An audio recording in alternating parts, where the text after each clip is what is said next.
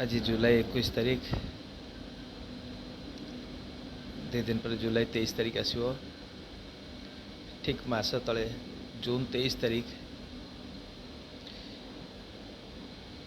आम परिवार पे गोटे काल दिन थिला भयंकर काल दिन थिला 2020 मार्च मासरे मो बो चली जाता 2021 जून 23 रे मो भाई चलीगला मो सान भाई आम समस्त गेला भाई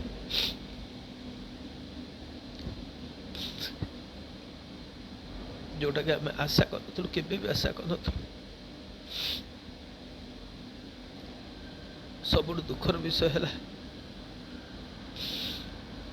समस्त थी भी किसी कर पालुनु किसी भी कर पालुनु कोविड रे चलीगला किंतु जो भाया सब घटना घटला मुना सारा जीवन निज क्षमा दे पारि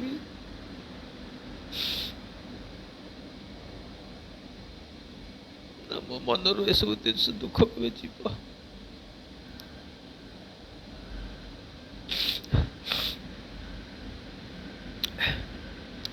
मे मसरे जिते से जयपुर रे थिले से ता सांग कोविड रे आक्रांत है जेहेतु तार बहुत ही क्लोज सांग सी थिला दीज पाखापाखि रोते दी परिवार पाखापाखि रोते गोटे परिवार भाया चलुले ता सांग पे से बहुत किसी कला शेष पर्यंत ताप भेंटिलेटर जोगाड़ करने आरंभ कर औषध पत्र सबकि कम से कला किंतु से सांगटी शेष चलीगला जोटा कि मन को बहुत ही गभीर आघात देता सब कम दाम सारिक मो पाक फोन कला टुटु है ना ये बेले है मुझे मिट्रे तो रही पार से तो भल लगे तू गोटे कम कर चलिया राउरकेला चलिया ना भाई ना मुझे चली आसबि रही पारि मु समस्त नहीं पलैबी आग भुवनेश्वर भुवनेश्वर 10 काम सारीदेला मु राउरकेला पलि आसबि मुझे हौ रे सी तार दिन ही फ्लाइट टिकट काटिकी भुवनेश्वर चली आसला किंतु कौन कारण ता सांगर परिवार माने मना कले जेहेतु कोविड गाइडलाइन अनुसार से माने विशेष किसी कर्म तुठक जाई करि परिबेनी घर भीतर ही जहाँ किसी संपन्न करिए बोली चेष्टा कले ये सब सान भाई फोन कला जे मु राउरकेला पलैबी मत ये भल लगुनि मु राउरकेला पलैबी मु कहले हाँ रे तू चलिया राउरकेला चलिया से सपरिवार राउरकेला चली आसला 2 दिन खरे क्वारंटाइन रहिला परे देखला तार किसी असुविधा नहीं भल अच्छी सबकि ठीक ठाक अच्छी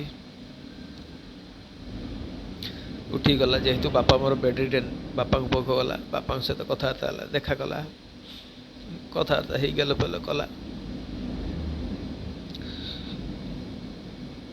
एमती 2 दिन खंडे गला परे दिने आम खाई बसचु खरा बाटर खाई बसचु मो सान भाईर सांग जी कि जड़े डॉक्टर सी फोन कले मो पाक फोन कले भाई आपण विनोद बाबू को जल्दी किसी व्यवस्था करंतु तांको भुवनेश्वर पठे दिंतु मुझे कहली कहीं कौन है भुवनेश्वर एमती पठेदेवी ना मत लगुच देह बेसी खराब हम तांकर असुविधा हो पारे तेणुक आप भुवनेश्वर पठे दिंतु तांकर किसी सिम्पटम्स देखुं मुझे कहली तो किसी सिम्पटम्स भी नहीं नाई नाई मत लगुच सहित कथबार्ता बेलू मत लगुच लोअर लेवल इन्फेक्शन अच्छी तेणु तांको भुवनेश्वर पठे दिंतु नले राउरकेला कौटी करें एडमिशन कारण जो औषध दिहब से केवल हॉस्पिटल ही दिहब मु तो जान नी कौ औषध कौन मुझे देखो राउरकेला देखार किसी कथा नहीं किंतु कथा हूँ राउरकेला कोविड चारिआडे व्यापी आप मत ठीक रे कहतु कौन करार अच्छी कौ जगह ना कौ डॉक्टर कौन कथबार्ता करार अच्छी ना नाई आप ताले गोटे कम करूँ आप भुवनेश्वर पठे दिंतु भुवनेश्वर पठाइदेले ମୁଁ ସବୁ ବୁଝିଦେବି, ମୁଁ ସବୁ ସମ୍ଭାଳ କରିଦେବି, ସବୁ ସମ୍ଭାଳି ନେବି। ଭୁବନେଶ୍ୱର ପଠାଇ ଦିଅନ୍ତୁ।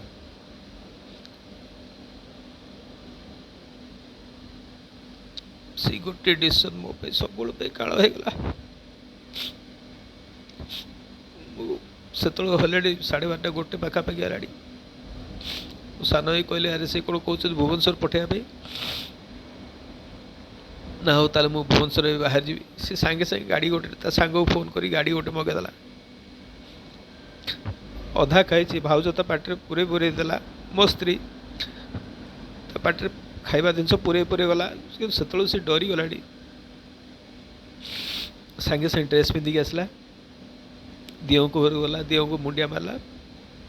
ମୋ ନନାଙ୍କୁ ଦେଖା କଲା, ମୋ ବାପାଙ୍କୁ ଦେଖା କଲା। ଦେଖା କଲା ବେଳକୁ ମୋ ଝିଅ, ବଡ଼ ଝିଅ ତାକୁ କହିଲା ବାଏ କାକା। ସେ ଭେ ଭେ କରି କାନ୍ଦି ପକେଇଲା। କାନ୍ଦି ପକେଇଲା ଯେତେବେଳେ ଭାରି କଷ୍ଟ ହେଲା। ମୁଁ ସାଙ୍ଗେ ସାଙ୍ଗେ ପାଟି କଲି, ଏ ବେଟି ତୁ କାନ୍ଦନା, କାନ୍ଦୁଛୁ ଯଦି ତୁ ଯା ନା, ଆଜି ରହିଯା। ନା ନା ମୁଁ ଗାଡ଼ି ଡାକିଦେଲିନି ପଳେଇବି।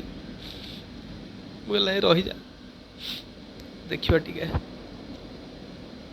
ନା ଯାଉଛି। ମୁଁ ବି ଡରିଲି ସତରେ କ'ଣ ସିଏ, ଯେହେତୁ ସେ ଲୋକ ଡାକ୍ତର, ସିଏ ସବୁବେଳେ ତାକୁ ଔଷଧ ପତ୍ର ଦିଏ, କ'ଣ ଜାଣିଥିବେ ବୋଧେ। ହଉ ଠିକ୍ ଅଛି, ଭୁବନେଶ୍ୱର ତ ଭଲ ଡକ୍ଟର ଅଛନ୍ତି, ତାଙ୍କ ସହିତ କନସଲ୍ଟ କରିବ। ମୁଁ କେବେ ଆଶା କରୁନଥିଲି ସେଇ ଦିନଟି ତାର ଶେଷ ଦିନ ବୋଲି।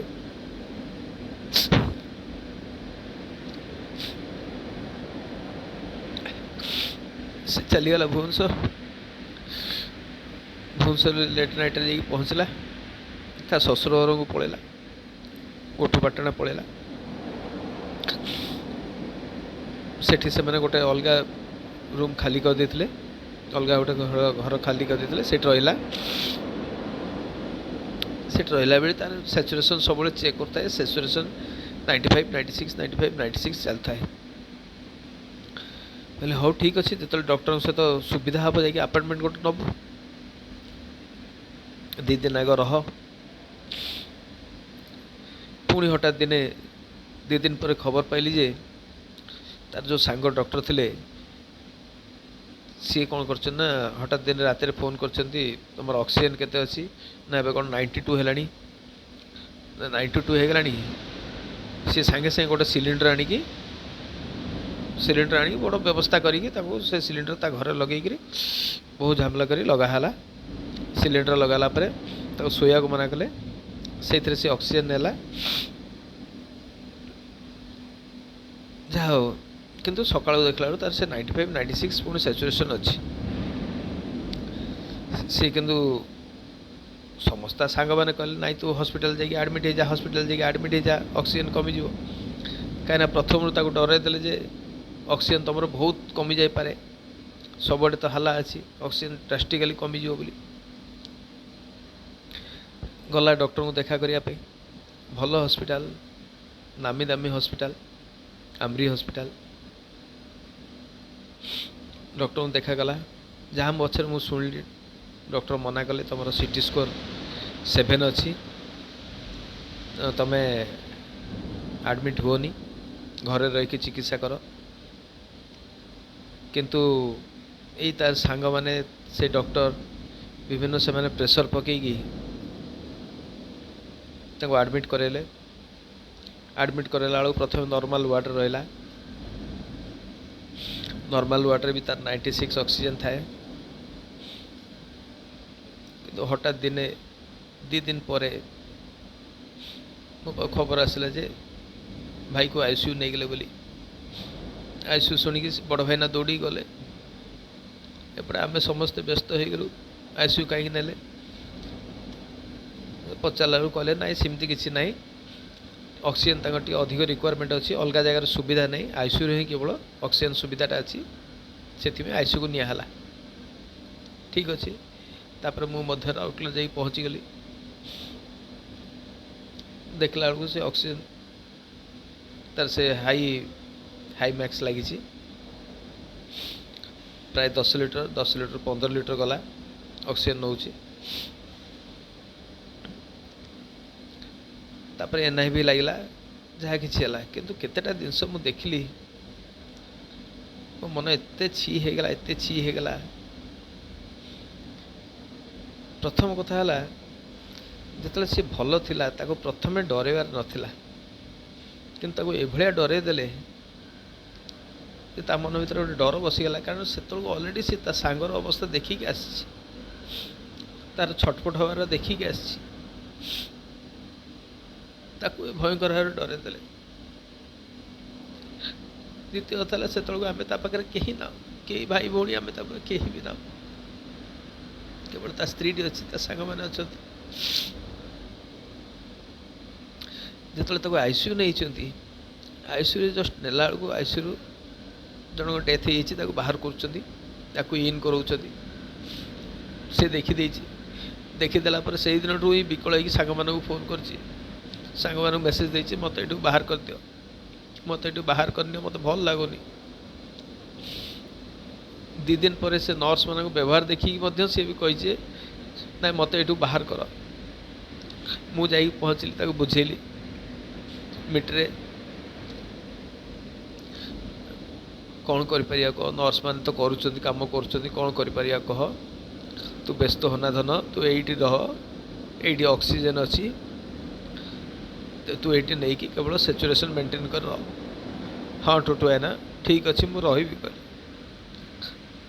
ରହିଲା, ତା ସହ ମୁଁ ସବୁବେଳେ ଯାଏ, ତା ସ୍ତ୍ରୀ ବି ଆସେ,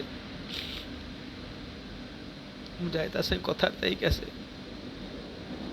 ମିଟିରେ ଧୈର୍ଯ୍ୟ ଧର। ହଁ ଟୁଟୁ ଭାଇନା ମୁଁ ଧୈର୍ଯ୍ୟ ଧରିଛି, କିଛି ବ୍ୟସ୍ତ ହୋନା, ବ୍ୟସ୍ତ ହୋନା, ସବୁ ଠିକ୍ ହେଇଯିବ। ମୁଁ ବି କହେ ହଁ ସବୁ ଠିକ୍ ହେଇଯିବ, କିଛି ବ୍ୟସ୍ତ ହୋନା, ତୁ ଖାଲି ଅକ୍ସିଜେନ୍ ମେଣ୍ଟେନ୍ କର।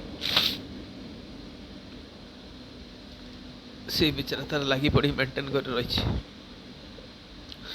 କିନ୍ତୁ ଦିନକୁ ଦିନ ମୁଁ ଦିନେ ଗଲାବେଳକୁ ସେ ପାଟି ଆଡ଼େ ନିଶ୍ୱାସ ନେବାରେ ଯାଉଛି। ମୁଁ କହିଲି କ'ଣ ହେଲା ରେ ପାଟି ଆଡ଼େ ନେଉଛୁ? ନା ନେଇପାରୁନି, କଥା କହିଲା ବେଳକୁ ତାର ଅକ୍ସିଜେନ୍ କମିଯାଉଛି। ମୁଁ କହିଲି ଆରେ ତୋ ନାକ ବନ୍ଦ ହେଇଯାଇଛି? ହଁ ବୋଲି କହିଲା। ମୁଁ ଦେଖିଲା ବେଳକୁ ନର୍ସକୁ ପଚାରିଲି କ'ଣ ନାକ ବନ୍ଦ ହେଇଛି? ନାକର ସେ ରକ୍ତ ଲାଗିକି ସେ ନାକ ବନ୍ଦ ହେଇଯାଇଥିବ। ମୁଁ କାଲି ତାଙ୍କୁ ଗୋଟେ ଔଷଧ ଦେଇଥିଲି, ସେ ଔଷଧରେ ତାଙ୍କୁ ଭଲ ଲାଗୁଥିଲା। ମୁଁ କହିଲି ତାହେଲେ ଆଜି ବି ଦେ। ଝିଅଟିକୁ କହିଲି ଝିଅ ଲୋ ଆଜି ବି ଟିକେ ନାକରେ ସେ ଔଷଧଟା ଦେ, ନାକ ଆଡ଼େ ନିଶ୍ୱାସ ନେଉନି, ପାଟି ଆଡ଼େ ନିଶ୍ୱାସ ନେଉଛି, ନାକଟା ବନ୍ଦ ହେଇଛି, ଟିକେ ସଫାସଫି କରିଦେ ଟିକେ। ନା ସଫାସଫି କଲେ ରକ୍ତ ବାହାରିବ। କହିଲି ହେଲେ ବି ତୁ ଦେଖିବୁ ନା, ଡକ୍ଟରଙ୍କୁ ଟିକେ କହିବୁ। ମୁଁ ଏଇ କଥାଟି କହିଲି, ତାପରେ ମୋତେ ଆଉଟ୍ କରିଦେଲେ, ପୁଣି ମୁଁ ଚାଲି ଆସିଲି।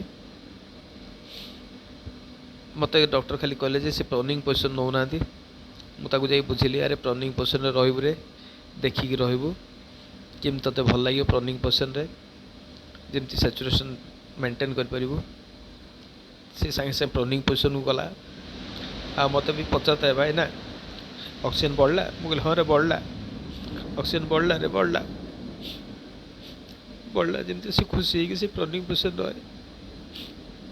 ମୋତେ ଏ ବିଷୟରେ କିଛି ଆଇଡ଼ିଆ ନାହିଁ। ଏମିତି କେତେ ଦିନ ବିତିଗଲା, ଭଉଣୀ ମୁଁ ସମସ୍ତେ ଆମେ ସେ ଡେରା ପକାଇ ବସୁଛୁ।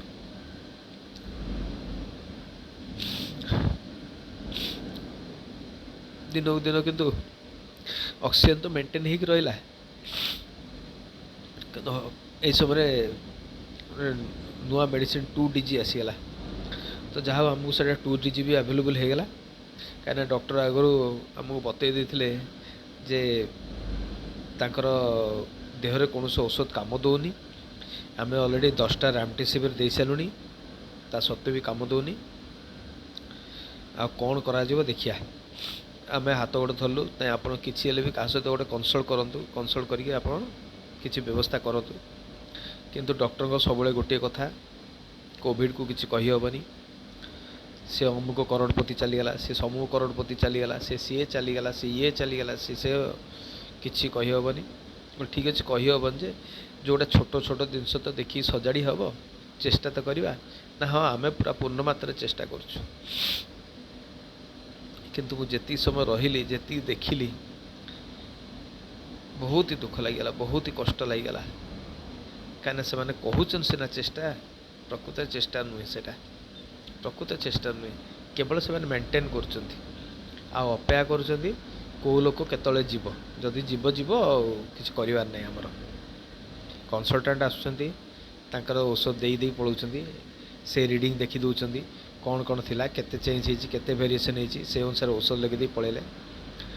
ସେଇ ଯେଉଁ ନର୍ସ ସିଷ୍ଟର ସେମାନଙ୍କ କାମ ହେଲା କେବଳ ସେ ଭେରିଏସନ୍ ଦେଖିବେ, ସେ ମିଟର ରିଡ଼ିଙ୍ଗ ମନିଟର ସବୁ ଲାଗିଛି, ମନିଟର ରିଡ଼ିଙ୍ଗ ଦେଖିକି ନୋଟ୍ କରିବେ, ଆଉ ଡକ୍ଟର କେଉଁ ଟେଷ୍ଟ କହିଛନ୍ତି କ'ଣ କରିଛନ୍ତି ସେତିକି ଖବର ଦେଇଦେବେ, ବେସ୍।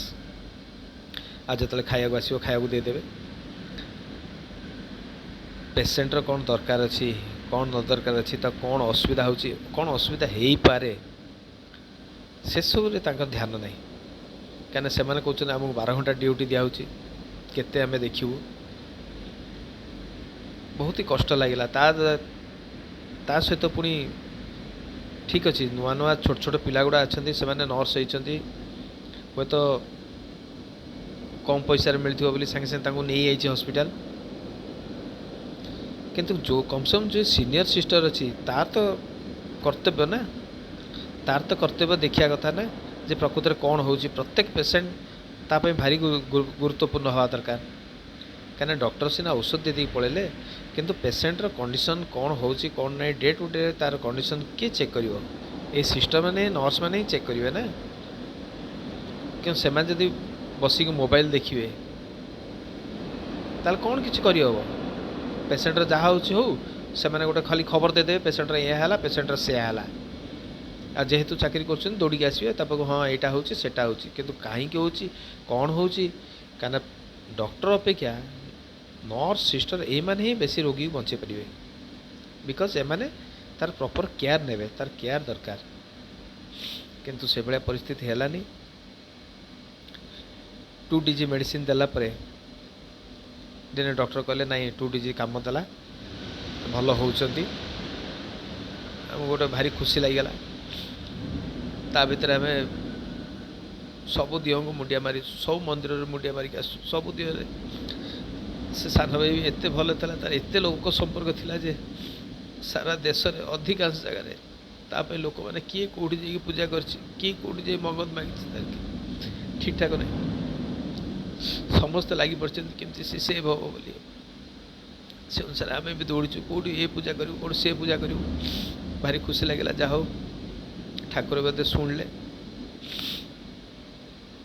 କିନ୍ତୁ ସେ ଖୁସି ବେଶ ସମୟ ରହିଲାନି। କାହିଁକି?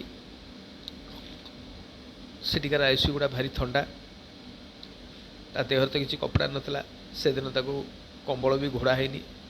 ସେ ରାତିରେ କହିଛି କମ୍ବଳ ପାଇଁ, କମ୍ବଳ ଘୋଡ଼ା ହେଇନି। ବିଚାରା ସେମିତି ଥଣ୍ଡାରେ ଛଟପଟ ହେଇଛି, କେହି ଡାକିଲେ ଶୁଣୁନାହାନ୍ତି। ଛଟପଟ ହେଇକି ତାକୁ ଜ୍ୱର ହେଇଯାଇଛି, କାଶ ହେଇଛି। ଯେତେବେଳେ କାଶ ହେଇଛି ସେ ପୁଣି ଡିଟୋରେଟ୍ କରିଯାଇଛି। କାରଣ କୋଭିଡ଼ରେ କାଶ ହେଲେ ଭାରି ବିପଜ୍ଜନକ, ଯେ ପୁଣି ଡିଟୋରେଟ୍ କରିଯାଇଛି। ଠିକ୍ ଅଛି, ତାପରେ ବି ଆମକୁ ଲାଗିଲା ନାଇଁ ଠିକ୍ ଅଛି, ବିଶେଷ କିଛି ଅସୁବିଧା ନାହିଁ, ଧୀରେ ଧୀରେ ପୁଣି ରିକଭରି କରିବ। ହେଉଥିଲା ମଧ୍ୟ, ଧୀରେ ଧୀରେ ରିକଭର ହେଉଥିଲା। ଡକ୍ଟର କହିଲେ ନାଇଁ ସେ ପ୍ରୋନିଂ ପୋଜିସନ୍ ରହୁ। ହେଲେ ପ୍ରୋନିଂ ପୋଜିସନ୍ ଗୋଟେ ନିୟମ ଅଛି ଯେ ପ୍ରତି 2 ଘଣ୍ଟା କି 3 ଘଣ୍ଟାରେ ତାକୁ ପେସେଣ୍ଟକୁ ଓଲଟା କରିବାକୁ ପଡ଼େ, ସିଧା କରିବାକୁ ପଡ଼େ, ପୁଣି ପ୍ରୋନିଂ ପୋଜିସନ୍ ରଖାଯାଏ। କିନ୍ତୁ ସେଠି ସେଦିନ ତାକୁ 24 ଘଣ୍ଟା ପର୍ଯ୍ୟନ୍ତ ପ୍ରୋନିଂ ପୋଜିସନ୍ ରଖିଦେଇଛନ୍ତି। ଯାହାଫଳରେ ସକାଳେ ସେ ଡାକିଛି ତା ମିସେସ୍କୁ 11ଟା ବେଳେ ମୋ ପାଖକୁ ଆସିବୁ ବୋଲି। 11ଟା ବେଳେ ତା ମିସେସ୍ ଯାଇଛି ତା ପାଖକୁ, ତା ସାଙ୍ଗେ କଥାବାର୍ତ୍ତା ହେଇଛି। ତା ଝିଅ ଗୋଟେ ଆୱାର୍ଡ଼ ପାଇଛି, ସେ ଆୱାର୍ଡ଼ ବିଷୟରେ ବି କହିଛି। ଧୀରେ ଧୀରେ ଦେଖିଲା ବେଳକୁ ସାନ ଭାଇ ଚୁପ୍ ହେଇଗଲା। ଇଏ ପଚାରିଲା କ'ଣ ହଠାତ୍ ଚୁପ୍ ହେଇଗଲା? ପାଖରେ ନର୍ସ ଠିଆ ହେଇକି ରିଡ଼ିଂ ନେଉଥିଲା। ପଚାରିଲା କ'ଣ ଚୁପ୍ ହେଇଗଲା? ନାଇଁ ନାଇଁ ସାର୍ ଶୋଇପଡ଼ିଲେ। ନାଇଁ ଏତେ ଜଲ୍ଦି କେମିତି ଶୋଇପଡ଼ିଲେ? ନା ନା ହଁ ସିଏ ଶୋଇପଡ଼ନ୍ତି, ସେ ଶୋଇପଡ଼ିଛନ୍ତି। ତାପରେ ଇଏ ହଠାତ୍ ଆଗ ପଛ ବୁଲିଲା, ବୁଲିକି ଦେଖିଲା ବେଳକୁ ସାନ ଭାଇ ହାତକୁ ମୁଠା ମୁଠା କରୁଛି। କହିଲା କ'ଣ ଏମିତି ମୁଠା ମୁଠା କରୁଛନ୍ତି, ଏମିତି କାହିଁ ହେଉଛନ୍ତି, ଆମ୍ପୁଡ଼ି ହେଲା ଭଳିଆ କାହିଁ ହେଉଛନ୍ତି? ନା ସିଏ ଏକ୍ସରସାଇଜ୍ କରୁଛନ୍ତି। ଆରେ ଏକ୍ସରସାଇଜ୍ କରୁଛନ୍ତି, ଏବେ ପୁଣି ହଠାତ୍ ଶୋଇପଡ଼ିଲେ, ଚୁପ୍ ହେଇଗଲେ। ସେଇ ଭାବିଲା ବୋଧେ ହଁ ଶୋଇନଥିବ, ବୋଧେ ଶୋଇପଡ଼ିଲା କି? सी टिके समय अपेक्षा कला तापर धैर्य धरलानी दौड़ी जाई डॉक्टर को धरिक आणला डॉक्टर बाबू से जाई रूम रे रेस्ट कर से जूनियर डॉक्टर तांको धरिक आणला सी आसिक जो देखिले बोधे बुझीगले सी सांगे सांगे पूरा उल्टेकी शोता एकदम सीधा टेकी आणिक चित कर शुआईदे सांगे सांगे शुआई देकी डॉक्टर को खबर देले मेन डॉक्टर जी थे कंसल्टेंट खबर देले इमिडिएट वेंटिलेटर दे दिया किंतु को भाया वेंटिलेटर दिहला कौन कराला जना ना किंतु मुंड फाटिला आखि रक्त नाकरू रक्त चारिड़े मुंड रामपुड़ा है दाग कि भाया वेंटिलेटर देले कौन कले सेटा भी मुझे जापारि ता मिसेस को तो सांगे सांगे से बाहर करदे जे से दिन टू डाउन होगला आउ कि आम उपाय पाइलु ना जिते चेष्टा कलु जिते जहाँ कलु आउ आसपारानी एमती हे हे हे हे जून 23 तारीख दिन चली ही गला अफसोस या रहीगला एत बड़ हॉस्पिटल देलु ठीक अच्छे कोविड रे बहुत लोग चलीगले मना करूनी किंतु जेहेतु मुझे देखी जिनस गुड़ा मुझे उपलब्धि कली प्रॉपर केयर न पाइल पिलाटा पड़ेगा जदि नाक पाइप देकी फुडिंग दिया ना कहीं से स्टेरॉइड देउछन स्टेरॉइड देला माने फुडिंग टा हला भारी इम्पोर्टेंट किंतु बिना फुडिंग रे मु बहुत थर देखी से माने से बटर मिल आनी दियंती सान भाई मना कर दिया ना मु बटर मिल पीबिनी ताको भल लागेनी तार दिन पुणी आनी बटर मिल घी दियंती दिन बिगड़ी मुझे सी जो मना कर बटर मिल कहीं आनिक दौच ना ना नॉर्मली खेचड़ी आम दौचे बटर मिल पे कही तो बटर मिल दिया कहले अरे बटर मिल ताको भल लगे अलग किसी व्यवस्था कर एड बड़ हॉस्पिटल तुम डायटिशियन को कह तो डायटिशियन जो जानूची एत थर कंप्लेन दिया बटर मिल से खाऊना बोली भल लगुनि बोली तुम कि चेंज करनी तापर दिन कौन खेचड़ी देले मुझे देखली खेचड़ी आनी खुआइले कि से बिचरा खाइबार तो ताको असुविधा होची मासटा काढ़ला बेलू ये जिनसटा नाक पाइप देकी दिया पारता एडे नाक चौक हो देखला बेलू सी पाटी आड़े निश्वास नौची मुझे पचारे अरे बेटी पाटी आड़े कहीं निश्वास नौच रे ना नाक आड़े नहीं पारुनी मुझे नाक आड़े कौन बंद अच्छी हाँ नाक आड़े बंद अच्छी मुझे झीटी को कहली अरे नाक तार बंद अच्छी देखुन मैंने काली मुझे गोटे औषध पकई से औषध सार आपको गोटे भल लगे ना हाँ भल लगे मुझे कहली से औषधटा माँ तू आज आउ थे पका आगे देखे ना हाँ ठीक अच्छे औषध पकेबी कौन है मुझे किंतु से नाक आड़े निश्वास नहीं पारानी धीरे धीरे नाक बंद हो गला से पाटी आड़े नापी बहुत चेष्टा कला पाटी आड़े ही नौला किंतु गोटे भयंकर परिस्थिति आसीगला जो दिन घोड़ेलेनी ज्वर हो गला ज्वर हो गला तापर भी टी मेंटेन करी आसला किंतु जो तार ब्रेन स्ट्रोक हो गला डॉक्टर कहले ब्रेन स्ट्रोक किए कहला कार्डियक अरेस्ट किए कहला नाई नाई से सब किसी नहीं ओनली देहरे कार्बन डाइऑक्साइड बढ़ीगला बोली एभलिया परिस्थिति है जो आम अन्य सहित कनसल्ट कलु से डॉक्टर कहले एत समय प्रोनिंग पोजिशन रखा कथा नहीं प्रोनिंग प्रोटोकॉल तो कौच एत समय रखा कथा नहीं केमती एत समय रखिले एत समय जब रहिले एबीजी टेस्ट करिया निया जरूरी कौन कर ना तो जना नहीं किंतु कार्बन डाइऑक्साइड बढ़ीगला बोली स्ट्रोक हो गला बोली कहले ठीक अच्छे जब स्ट्रोक भी हो गला अल्प समय जदि सांगे सांगे रिकवर कर दिया होता हुए तो ब्रेन अवस्था एत खराब हो न किंतु कौन कहबी आउ किसी कहवा उपाय नहीं मु कहबी भी कौन किसी कहवाई उपाय नहीं बड़ा दुख लगला खाले खाले भाईटा चलीगला सब थाई कि भी किसी बोले किसी कर हुए तो जदि से घरे था हुए तो आम केयर नहीं से ठीक है डॉक्टर को परामर्श आमर केयर पिला देखी भल हस खुशी रही ठीक है एडे दुख लगे एत दुर्भाग्य परिस्थिति आम तो ठीक कर पालुनी धीरे धीरे धीरे धीरे मरण मुह को टाणीदेलु समस्त मिसिकी मरण मुह को टाणीदेलु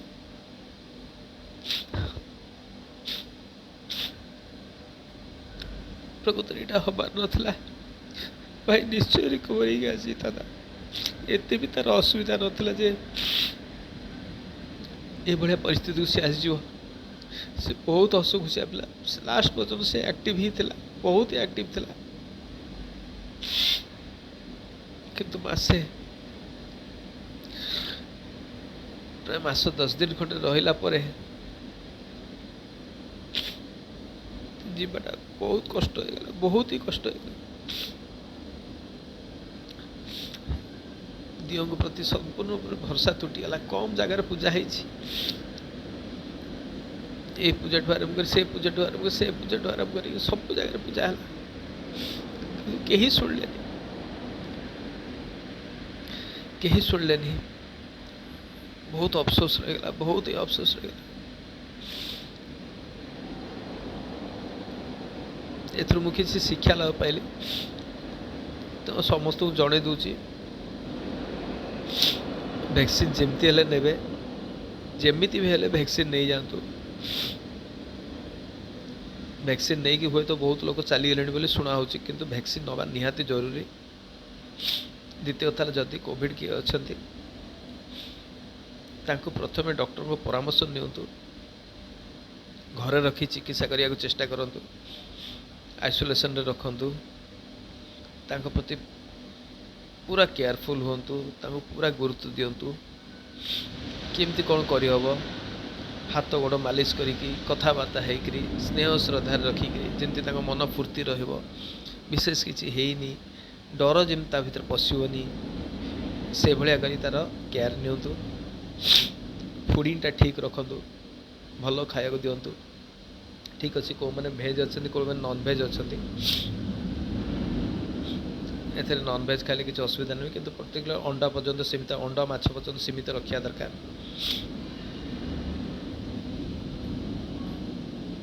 मीट फिट रे ठीक नुहे बोली कहती अंडा माछ सीमित रखले ठीक अच्छे जिते खाइबा दिहब से तार इम्यून सिस्टम स्ट्रंग रहिबो एठी गोटे भूल है खाया देना स्टेरॉइड पर स्टेरॉइड देते स्टेरॉइड पर स्टेरॉइड देते फल से आहरी डिटोरेट हो लास्ट ये परिस्थिति है जे डॉक्टर कहले इम्यून सिस्टम जीरो हे तो आपण मैंने भावुवे हाँ सतरे हो बोधे किंतु प्रकृत में से नुहे भाईर पाखरे जड़े पेसेंट थिले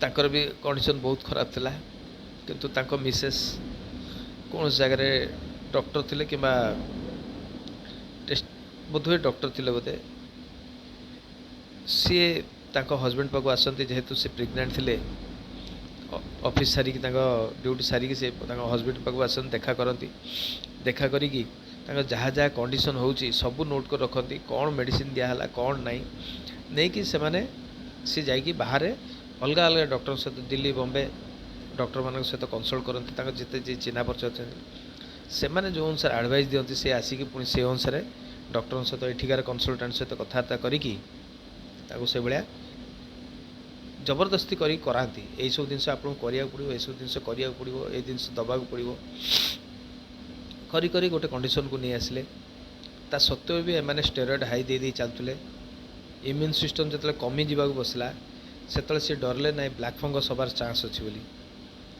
सी पुणी चतुर्दिग कनसल्ट जिते जो जगह हो पार चिन्हा परिचय समस्त सहित कनसल्ट कले से मैंने कहले ना इम्यून सिस्टम कम हो आप स्टेरॉइड कमातु ये डॉक्टर सहित लड़े करी स्टेरॉइड धीरे धीरे धीरे धीरे कमी कमी चलले जिते कमी कमी चलले से व्यक्ति जनक से भल ही चलले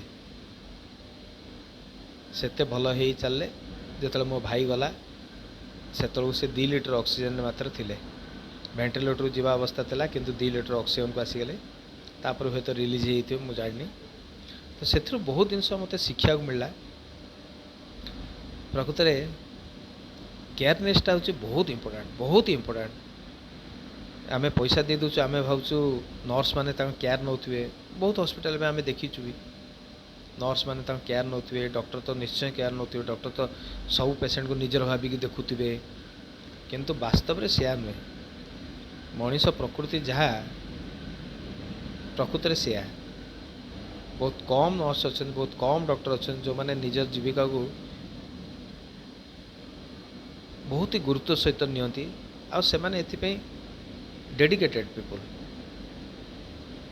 दे आर टोटाली डेडिकेटेड किंतु बहुत जन एभलिया ठक जो मैंने कहा थ्रू रे हो केमती हेले गोटे चाकरी पाई जाइछंती किंतु तांकर गुरुत्व बोली किछि नाही सी पेसेंट आसिले कौन हेले न हेले सी तांकर जी जाउची आसु जाउ किए आसु किए जाउची तांकर किछि चिंता नहीं तांकर खाली रीडिंग देखियारे अछि तांकर ड्यूटी सारिवार अछि बस एति सार देकी केमती से माने विदा नहीं पळेबे से व्यवस्था से माने करछंती सबुठ दुखर रहा डॉक्टरेट पास करके आसछंती जो माने को कॉलेज पास करथिबे मु कहि परिबिनी से माने सेटे जूनियर डॉक्टर होइकी रहिछंती सेमानक भी किसी ज्ञान नहीं सेमाने भी देखुना केयर करना कौन कौन करार अच्छी रनिंग पोजिशन में पेसेंट केत समय रहिबो तापर कौन करा जीवो जदि नाक बंद होउची केमती कौन करा जीवो कौन कौन सब कंडीशन आसे ताकर भी तो एक्सपीरियंस हेतिबो ना किंतु सेगुड़ा नहीं से माने एठी ए शिफ्ट करिवे सेठी बी शिफ्ट करिवे सेठी सी शिफ्ट करिवे जस्ट लाइक कॉन्ट्रैक्ट लेबर बड़ा आश्चर्य लगुच कि भाया परिस्थिति हो गला सतरे ये भाया भी डाक्तर आम पाचु तापर तो गवर्नमेंट डॉक्टर तो 100 गुण भल से तो देखुं केयर कर डर भी अच्छी से काम भी कर डरिकी भी कर बहुत जिन शिखुं भी अन्य सहित कनसल्ट भी कर तो से भाया कि नहीं निजर इगोरे रोच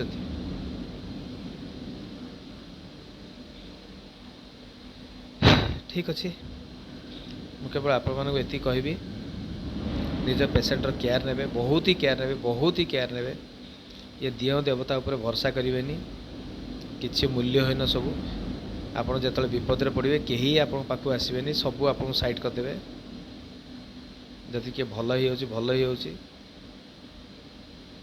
से डाक्तर कौन गुरुत्व ना ठीक अच्छे मेडिसिन दौर ठीक अच्छे जो प्रोटोकॉल अनुसार जो मेडिसिन दौर किंतु सबुठ बड़ जिनस हूँ तार केयर सबुठ बड़ जिनस हूँ रोगी पर केयर आ रोगीर मनोबल रोगीर जदि मनोबल स्ट्रंग रोचे आप जदि मनोबल तक स्ट्रंग कर दौरान रोगी जिते असुविधा परिस्थिति हो बाहरी चली आस गुरुत्व देवे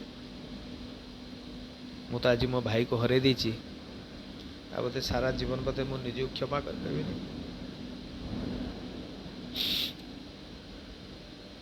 सारा जीवन मोर अफसोस रही किसी कर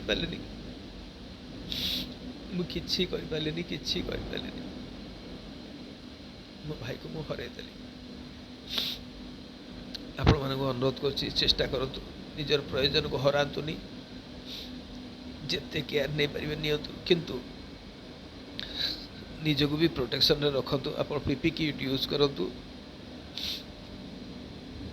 पीपी किट यूज कर डॉक्टर सहित कथबार्ता करी पेसेंटर प्रॉपर केयर नियंतु निश्चित भल हो खाली भगवान ऊपर भरसा कर रखतुनी धोखा खाई